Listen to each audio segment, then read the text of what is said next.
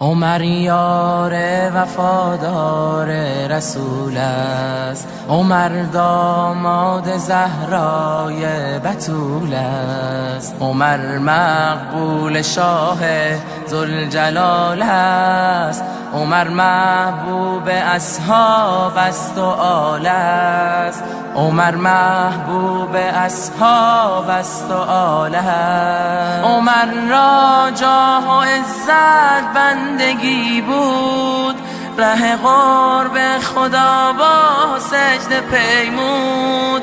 عمر منصور از سوی خدا بود، عمر بر اهل ایمان مقتدا بود، عمر بر اهل ایمان مقتدا بود. عمر خم کرد بازوی ستم را، سر شاهان تازی و عجم را.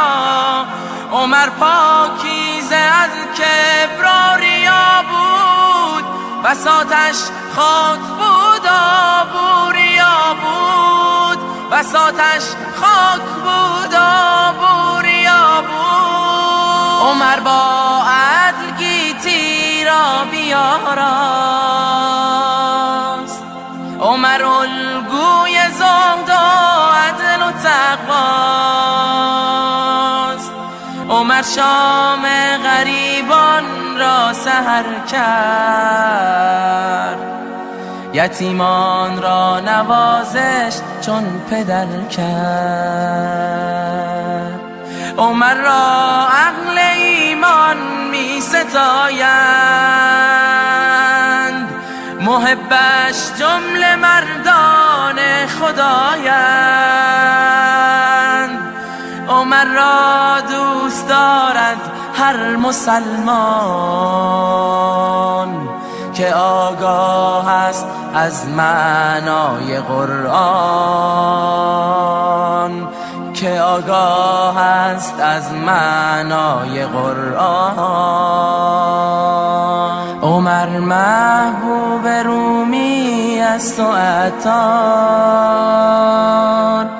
نباشد دشمن او جز تبهکار.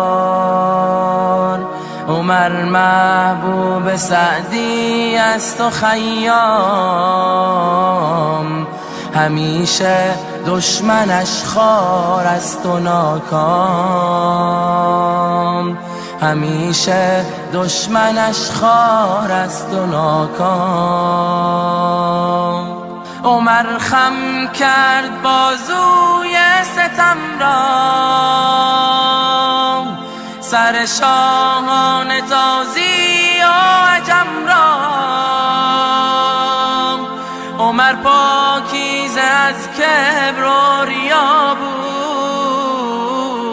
بود، بساطش خاک بود و بوریا بود، بساطش خاک بود و بوریا بود.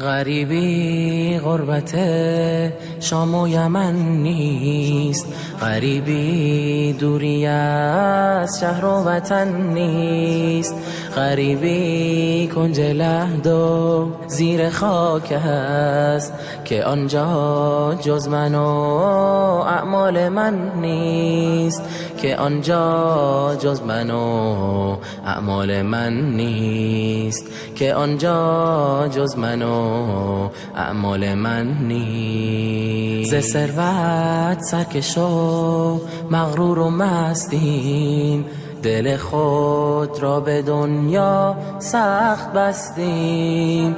به ظاهر اسم ما باشد مسلمان، ولی پول و درم را میپرستیم، ولی پول و درم را میپرستیم.